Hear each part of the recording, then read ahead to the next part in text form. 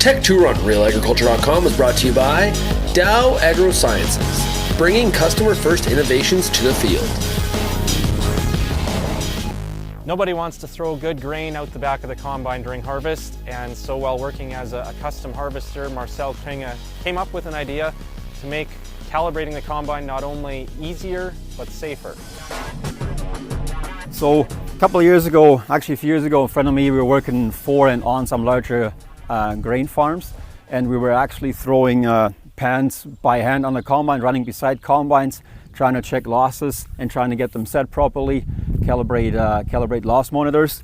And it just came to the point where it was too much. It wasn't safe anymore running beside combines, and we just had to come up with an idea for ourselves and for farmers to make the whole process easier and safe. So what is this design? It's a drop pan. Doesn't look like any I've seen before though. Can you fill us in on how it works? Yeah, for sure. So what is a little different with ours here? We wanted a pan, we wanted to build something that we can drag from one combine to another fairly quick. So we actually have two steady magnets on right here in the back. So we can attach it fairly easy to any kind of combine, either under the back axle, or if you're straight cutting canola, you have some really high stubble. Certain combines like these ones here have a really low back axle. So we're actually able to attach this right underneath the feeder house like this. So there's a main pan that stays on the combine that protects the second pan that actually drops. So we have a pan here for cereals and bigger seeds, and a smaller pan right here that drops a bit nicer into canola stubble, especially long straight cut canola stubble. Okay. So if you mount something like this underneath the combine while it's mounted under the back axle especially, you want to have this pan protected so no chaff or kernels can actually go into the pan and then the pan drops. And you would actually not have a properly measured sample because you want to have it dropped underneath, empty, and then the combine goes over it, collects the chaff and the kernels, and you want to have a proper measurement that way. Okay. So how do you, what do you do once you've dropped the pan and driven over it? What do you do from then? So the pan actually drops with a remote control. So you can either do it from the cab, from the grain cart, or drive beside with a truck. You can be out of the dust, can be safe. Push the remote control button, the pan drops on the ground, and the pan after the combine drove over it will be full of chaff and kernels. And that was the other challenge with us. Like we used to do it, sort it through by hand and sort it through with sieves, and it took us too long. So came up with this idea here with our separator unit, and what we're actually doing now, we're dumping all the chaff and the kernels right into this unit here, and turn the blower unit on, and it actually separates the chaff from the kernels. So you just grab kind of the straw, it comes up on here, grab it out. It takes about 20-30 seconds, depends how tough the straw is, and you will have a beautiful sample right in here. So after you have the clean sample in here of your kernels, you can actually dump all of these into a little container, and the whole set comes with a little scale, and you can measure exactly what your loss is per acre. So you have your grams per pan in here, and then you just have to punch 3 or 4 numbers into the calculator, and you know exactly your bushels per acre. So you're calculating based on weight then? Yes, we are calculating based on weight because we did a bunch of research, and we found when you calculate with volume, you can be easily off by a bushel and a half or 2 just because the kernel size varies so much in these days. Don't matter if it's canola or wheat. So we like to be precise and weigh it. And actually, the way it's all set up now, it's actually very fast and accurate that way. Okay. We hear the Canola Council often repeat that message about losses, how much farmers are potentially, and in some cases, throwing off the back of the combine. What have you seen in terms of testing this product? And I guess that's one of the reasons you thought there might be value in bringing this to market? Yeah, actually, numbers were surprisingly quite high. So anywhere from 2 to 6 bushel per acre loss that we actually saw when we started measuring those losses. And that pretty much cuts into the same number that PAMI out of Saskatchewan is actually promoting. That's kind of the average number for Western Canada. It is out there, sometimes even higher.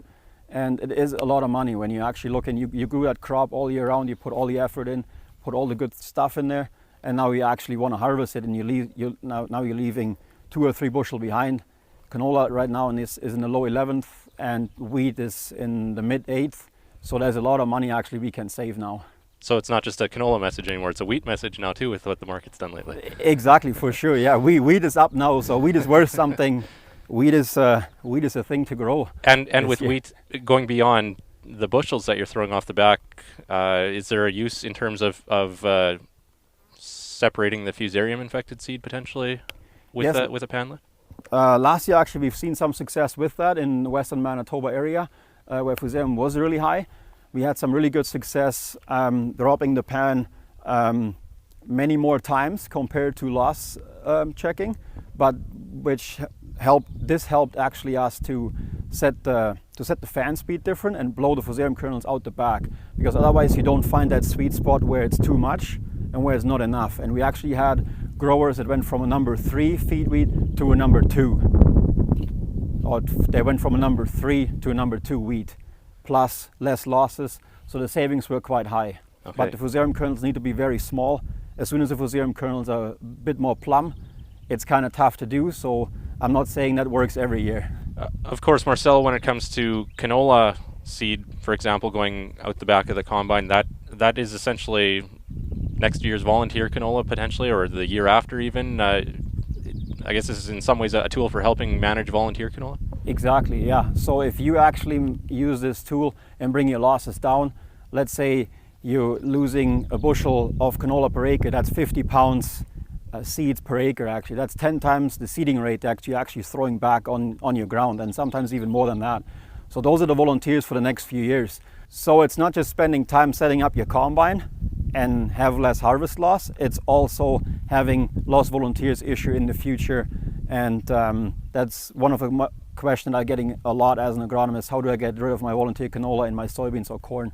So that's really a thing going forward that cleans up your fields dramatically.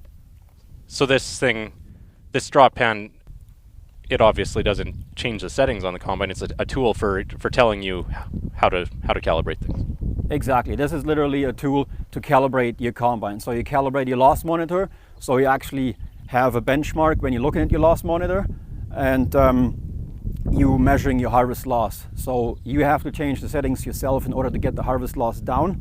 When you do the second measurement, then you're hopefully losing less. But then also use your harvest loss monitor in the cab as a benchmark, because now you actually know what it's showing you. Because if you're measuring half a bushel of loss and you know at which kind of state your harvest loss monitor is, now you know exactly, hey, here it's green, that's half a bushel, more is more, less is less, different color change. Now you actually know what you're looking at before you play in the guess game. Mm. Finally then, Marcel, what's the plan in terms of making it available to farmers in the manufacturing? What's the story there? So it's available since a couple of years now, but we got more into the marketing and people were more asking about it in Canada. There was more need for it. We showed it in March at the Cano Lab here in Manitoba, and now we're actually able to proudly produce it in Manitoba this year. You can find more info about Marcel's invention at bushelsplus.ca, and if you have your own invention or innovation that you've implemented on your farm, let us know. Thanks to Dow AgroSciences, our partner for the TechTour here on realagriculture.com.